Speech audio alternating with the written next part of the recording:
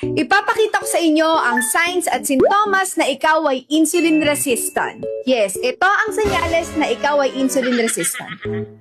Oh? Yes, Resistance? ikaw ay isang walking insulin resistance. Insulin resistance. Insulin resistance.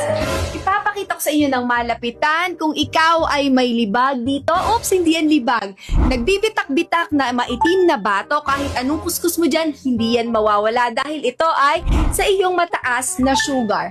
Maraming skin tags na kahit ipa-laser mo, babalik pa rin yung mga warts mo. Manas at mga nangingitim na mga daliri, matabang tiyan na akala mo ikaw ay buntis, matigas pag ginawakan mo, at syempre, marami ka pa rin food cravings. Kaya alam mo ba na mawawala yan dahil dito sa 2 products na to. Paano yan inumin? Ito, iinumin mo lang daily at pwedeng ma-reverse ang iyong insulin resistance at bumaba ang iyong blood sugar. Itong tea, ititake mo lang siya pagkagising mo sa umaga.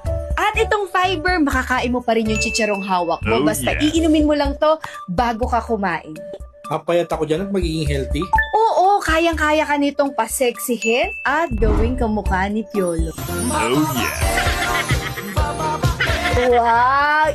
Kaya naman, Bestie, kung ready ka nang maging pogi, sexy at healthy, comment insulin. Kung ayaw niyong maging ganito.